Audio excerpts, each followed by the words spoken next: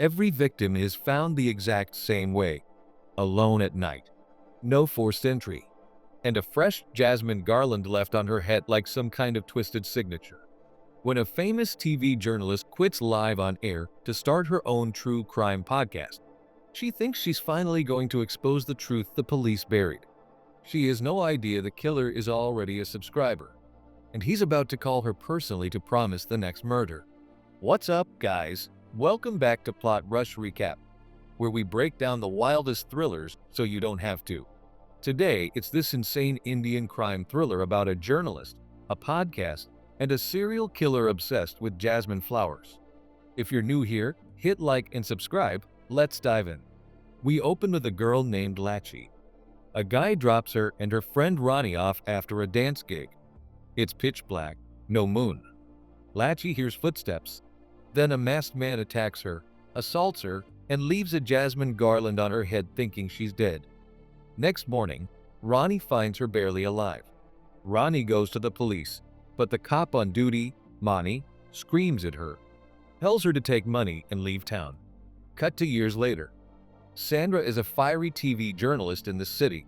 She's doing a segment on unsolved crimes and mentions an old case where a nephew raped and murdered his aunt and uncle. Her boss, Ravi, wants her to read a script. She refuses, says she'll find the real story herself, and quits on the spot. She and her assistant and best friend Bobby go to a cafe. Her boyfriend Amar comforts her. Sandra decides to start her own true crime podcast. It was actually Bobby's idea. Amar also reminds her he's been waiting for a yes on his marriage proposal.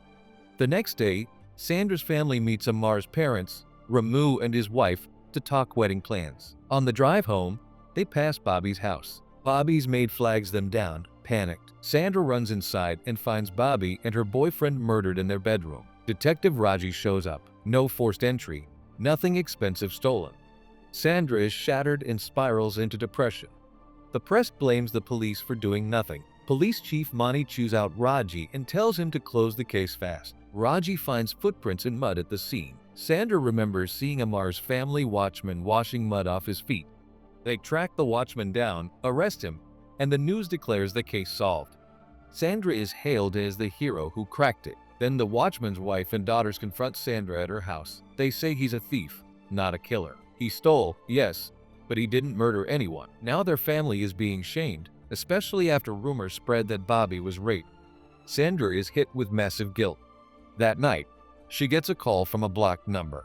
It's a man's voice. He says her name means beautiful, that she got the Bobby story cute but wrong, and if she really wants the truth, he'll give her another body. In the dark, Sandra plays the call for Raji. They trace it to a phone stolen from a blind old street vendor, dead end. Scared, Sandra tells her mom and grandma to leave the house. Amar promises to protect her. Sandra also tells him about another call she got from a woman named Fanny. Fanny says she survived the same attacker years ago after a festival. He raped her, put a jasmine garland on her, and was about to kill her when her baby son cried and scared him off. Her husband kicked her out for it. She never reported it. Fanny is now living with that son, Bose. Sandra moves into a rental and asks Raji for access to every rape case in the last 20 years. He secretly gives her the files. She finds Lachi's old case in there. She starts interviewing survivors. One is Lisa. Lisa denies everything and slams the door. Her uncle Chacker pulls Sandra aside and tells her what happened during a festival. Lisa's husband Rajesh walked in. The killer murdered him, raped Lisa, and left the jasmine garland. Chacker says, for girls like her, it's better to stay quiet. This triggers a memory for Sandra. As a kid, her dad left her alone at the movies to get tickets and a man harassed her. Her mom shut down the idea of filing a case, saying it would ruin her reputation. Someone throws a rock through Sandra's window that night. She sees the masked figure run. She drops a bombshell podcast episode. She connects Bobby, Lisa, Lachi, and dozens of others. Same MO. The killer strikes when women are alone at night, knows their routine, rapes them, and leaves a jasmine garland.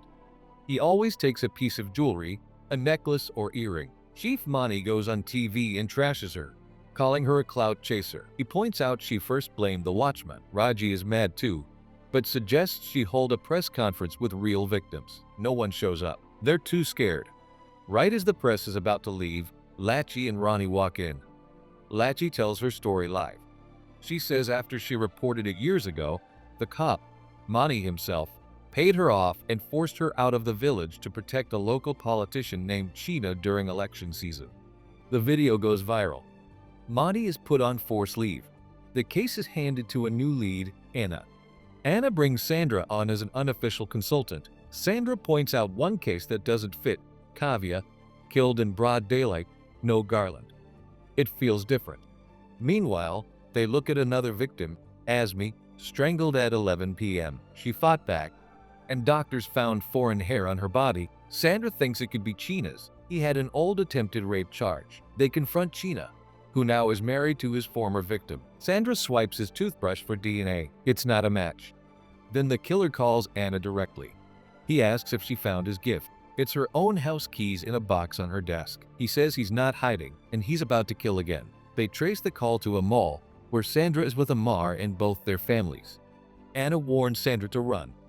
Sandra sees the masked man across the parking lot and chases him into an abandoned building. She fights him off and unmasks him. It's Bose, Fanny's son. He breaks down. He says he never killed anyone. He was just stalking Sandra because her podcast kept bringing up his mom's rape, and kids at school bullied him for it. He wanted her to stop. Sandra, believing the threat is over, stops the podcast. She and Amar get married. The public loses faith in the police even more. Weeks later, Raji calls. He took Sandra's advice and cross-referenced government employees who transferred from the district of Trichy, where a similar murder happened in 2020. At the exact same time, Amar's mother is found dead, pushed off their roof. Sandra hears Monty tell Ramu, "Don't do an autopsy, it's pointless." She insists. Amar snaps at her for making everything about the case. Sandra is cleaning at Ramu's house and finds Bobby's missing earring hidden in a box. Raji and Anna get a hit on the DNA database. The name on the transfer list, Ramu, Amar's father.